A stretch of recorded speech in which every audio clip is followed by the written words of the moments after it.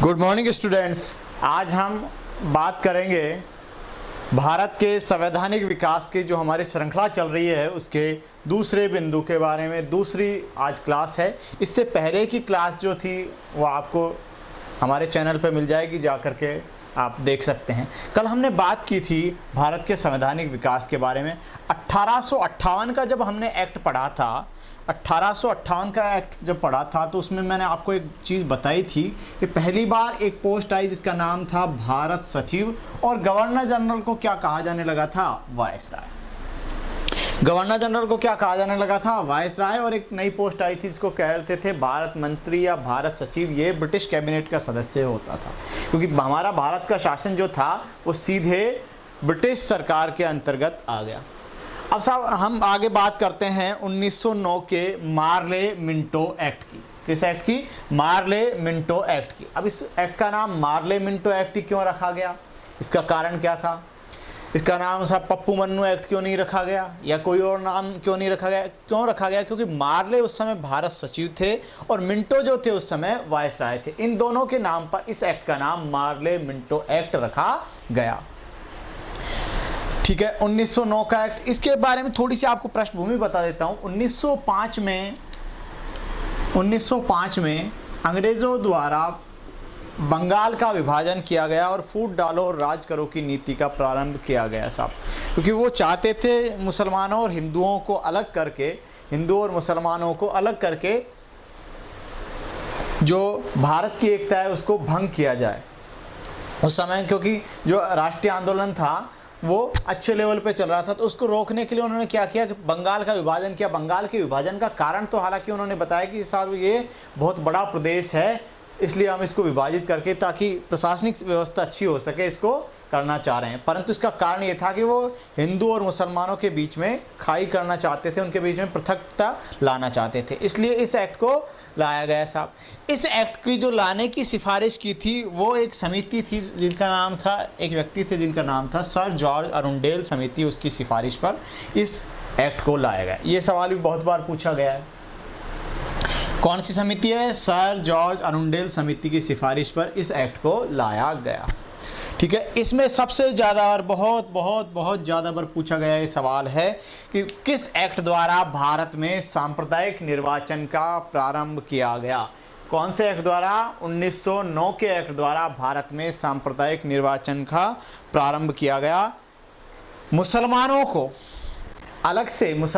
अलग से स्थान आवंटित किए गए और उनके ये फूट डालो जो नीति है, फूट डालो और राज करो की नीति है जिसका प्रारंभ हुआ था, मुसलमानों के लिए पृथक निर्वाचन इस एक्ट में दिया गया।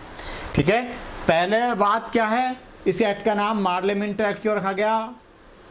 मार्ले जो थे भारत सचिव थे, मिंटो जो थे वो वायसराय थे, उनके नाम पर रखा गया। कौन सी समिति की सिफारिश पर था? सर जॉर्ज अरुंडेल समिति की सिफारिश पर था। तीसरी बात जो है उसकी, सांप्रदायिक निर्वाचन का प्रारंभ किस एक्ट द्वारा हुआ? 1909 के एक्ट द्वारा। मुसलमानों को पृथक निर्वाचन दिया गया, उनको हिंदुओं से पृथक किया गया, उनको पृथक निर्वाचन दिया गया। फूट डालो और राज करो की नीति का प्रारंभिक किस एक्ट द्वारा हुआ? 1909 के एक्ट द्वारा। यहाँ तक आप एक बार चेक कर लें, देख लें, स्क्रीनशॉट ले सकते हैं। फिर हम आगे चलते हैं, इसकी और विशेषताओं के बारे में बात करते हैं। ठीक है, यहाँ के बाद में आपको अगला जो बिंदु है वो बहुत ज़्यादा बार पूछा गया एक सवाल है, आप सब लोगों को ध्यान होगा कि इस एक्ट द्वारा गवर्नर जनरल की कार्यकारिणी में, इस एक्ट द्वारा गवर्नर जनरल की कार्यकारिणी में, गवर्नर जनरल की कार्यकारिणी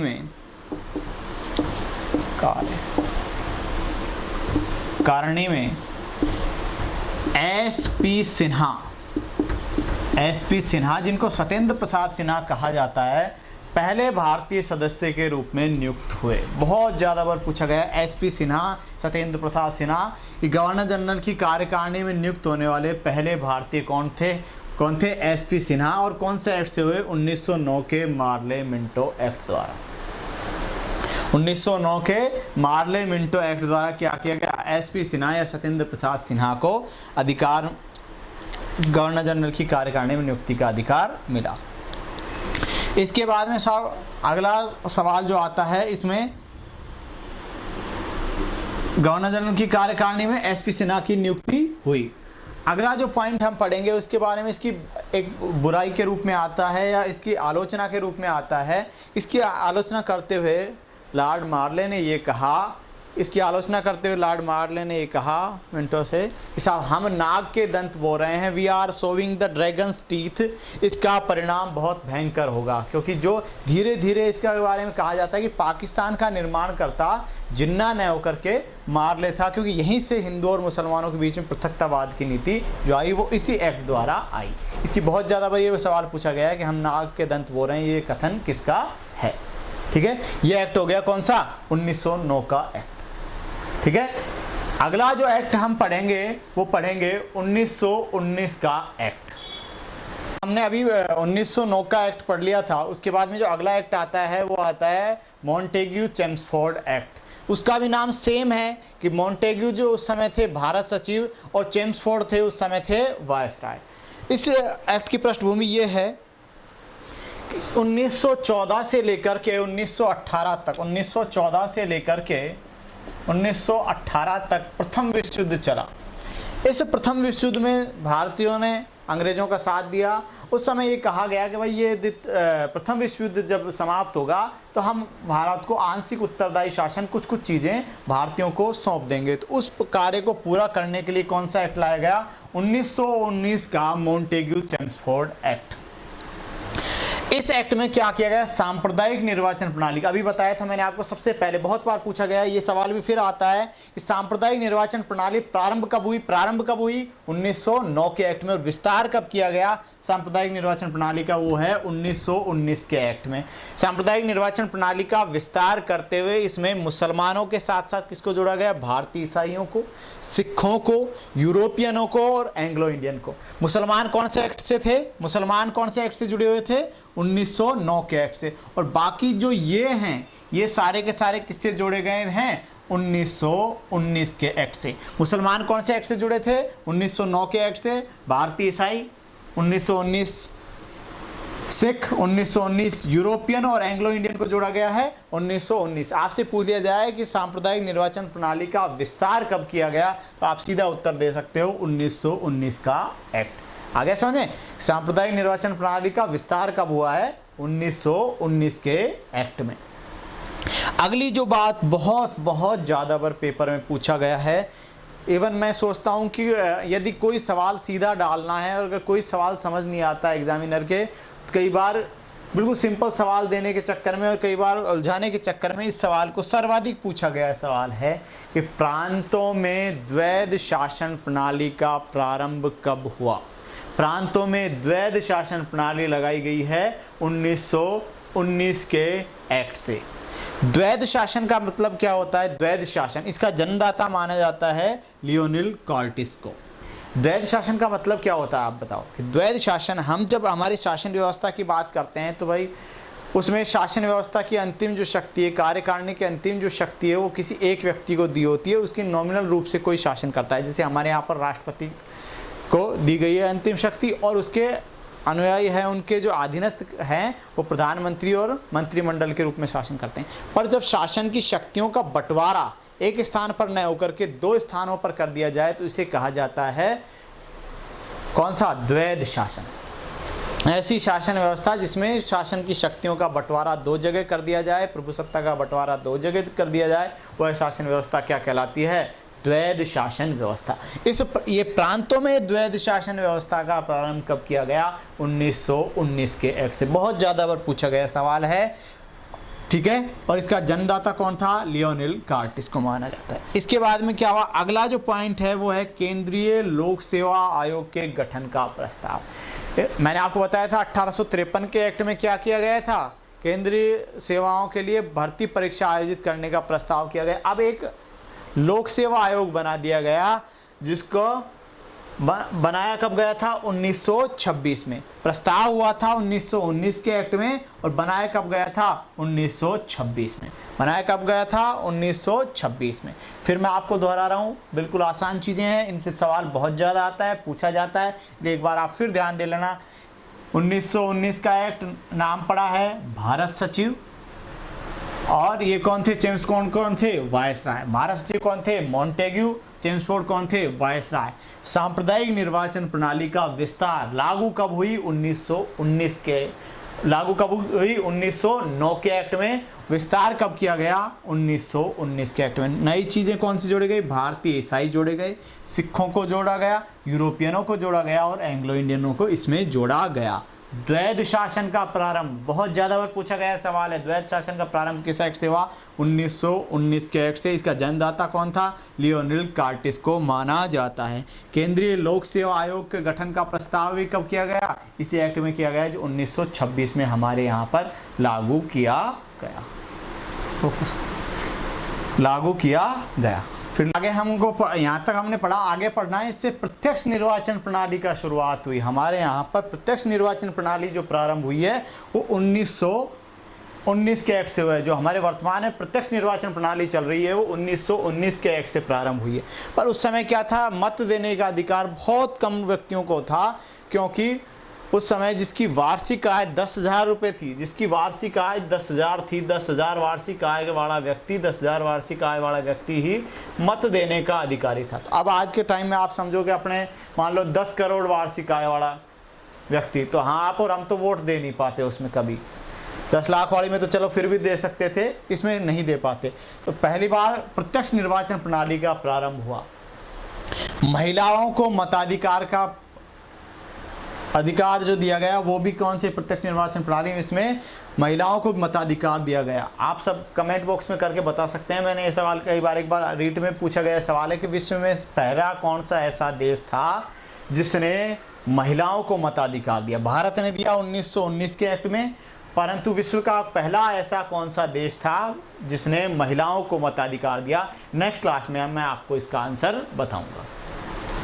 अगली बात है, इससे क्या हुआ? संसदीय प्रणाली जो वर्तमान में हमारे यहाँ पर संसदीय प्रणाली चल रही है उसकी नींव जो रखी गई है कौन से एक्ट द्वारा रखी है? 1919 के एक्ट द्वारा।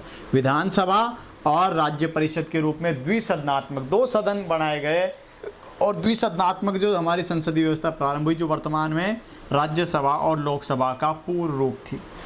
द्विसदनात्मक संसदीय प्रणाली का प्रारंभ कब हुआ? 1919 के एक्ट में। विधानसभा जो क्या कहलाती थी? राज्यसभा, वर्तमान में क्या कहलाती है? राज्यसभा, उच्च सदन और राज्य परिषद यानी कि वर्तमान में लोकसभा। 10 वर्ष पश्चात इस एक्ट की समीक्षा के लिए एक रॉयल कमीशन आने की बात थी। 10 वर्ष पश्चात जो इसकी समीक्षा करता है कि ये सही काम कर रहा है या नहीं कर रहा है। इस रॉयल कमीशन के रूप में साइमन कमीशन भारत आया और साइमन कमीशन के जो इसके बारे में रिपोर्ट जो दी, किसने दी? Simon commission. फिर मैं आपको बता रहा हूँ यहाँ तक प्रत्यक्ष निर्वाचन प्रणाली का प्रारंभ जिसकी 10,000 वार्षिक आय थी। कितनी थी? 10,000। जिसकी हर साल की आय कम से कम 10,000 थी, वो वोट दे सकता था। किसी प्रकार की जाति, लिंग इसके आधार पर कोई भेदभाव नहीं था। महिलाओं को भी मताधिकार की प्राप्ति हुई। मैंने आपसे पहले पूछा है कि आप मुझे कमेंट करके बता सकते हैं कि पहला कौन सा ऐसा देश था जिसने महिलाओं को मताधिकार प्रदान किया। संसदीय प्रणाली, द्विसदनात्मक संसदीय प्रणाली का प्रारंभ कौन से एक्ट से हुआ? 1919 के एक्ट से। विधानसभा और राज्य परिषद। और 10 वर्ष पश्चात इसकी समीक्षा के लिए एक आयोग के गठन का प्रस्ताव किया गया, जो आयोग के रूप में कौन सा? भारत आया। साइमन कमीशन के रूप में भारत आया। ठीक है, जो साइमन कमीशन के रूप में भारत आया। इसके बाद में हम आगे देखते हैं इस एक्ट द्वारा क्या हुआ कि शासन के जो विषय थे वो 2 भागों में बांटे गए और इन 2 भागों में बांट करके सुरक्षित विषय और दूसरे हस्तांतरित विषय। स्वास्थ्य पहले थे सुरक्षित विषय जो रिजर्व रखे गए थे गवर्नर जनरल के लिए, वायसराय के लिए। हस्तांतरित विषय जो यहाँ की मंत्रिपरिषद के जो कार्यकारिणी के सदस्य थे वो इनके बारे में निर्णय ले सकते थे। वो राजस्व, वित्त था, उद्योग था, जो महत्वपूर्ण पॉइंट थे, पुलिस थे, वो सारा का सारा रखा गया सुरक्षित विषय में। और दूसरे हस्तांतरित विषय जैसे स्वास्थ्य था, शिक्षा था, PWD। एक बार ये सवाल पूछा गया है, सार्वजनिक निर्माण विभाग या लोक निर्माण विभाग को कौन से विषयों में रखा गया? 1919 में। तो ये रखा गया कौन से? हस्तांतरित विषयों में रखा गया। जैसे हमारे होता था ना 8वीं 9वीं की क्लास की किताब, उसमें रिजल्ट जब आता था 2 प्रकार के विषय रहते थे। शुरू में आते थे मेन विषय जैसे हिंदी, अंग्रेजी, संस्कृत, तो ये सारे उसके बाद में 4 विषय और दिए जाते थे, SBW, कार्यानुभव और वो जिनका मतलब ही नहीं रहता, जिनमें नंबर 95, 98 ये रहते थे। उसी प्रकार के जो विषय होते थे हस्तांतरित विषयों में रखा गया, उनको दिया गया। ठीक है। शासन के विषयों का विभाजन 2 भागों में किया गया, सुरक्षित विषय और हस्तांतरित विषय। बाल गंगाधर तिलक द्वारा इसकी आलोचना करते हुए इसे बिना सूरज का सवेरा कहा गया। सीधा सवाल पूछा जाता है आपसे कि वह कौन सा विचारक था कि या किस व्यक्ति ने 1919 के सुधारों को बिना सूरज का सवेरा कहा है। उत्तर क्या देंगे आप? बाल गंगाधर तिलक। बिना सूरज का सवेरा हो सकता है? नहीं हो सकता है, क्योंकि इसमें कोई विशेष बात न होकर के बीच में जो था ये कवर जो था इसका बहुत अच्छा था, पैकिंग इसकी बहुत अच्छी की गई थी, परंतु इसमें अंदर सामान कुछ नहीं दे करके उनको बिल्कुल खाली डब्बा दे दिया गया। सारी की सारी बात। तो बाल गंगाधर तिलक ने इसको क्या कहा? बिना सूरज का सवेरा। क्या कहा? बिना सूरज का सवेरा। तो बिना सूरज का सवेरा। अब अगला पॉइंट जो हमको पढ़ना है वो पढ़ना है 1935 का अधिनियम। वो हम पढ़ेंगे नेक्स्ट क्लास में, ठीक है, वो पढ़ेंगे हम नेक्स्ट क्लास में। आप यहाँ तक इसको नोट कर लें और मैंने जो सवाल पूछा है आप उसका आंसर दे दीजिए और इसको पढ़ते रहिए, ठीक है। यदि आपको वीडियो अच्छा लग रहा है तो लाइक और सब्सक्राइब कर सकते हैं और नई क्लासों के लिए आप जुड़ सकते हैं, ठीक है। Nice meeting you. जय हिंद, जय भारत।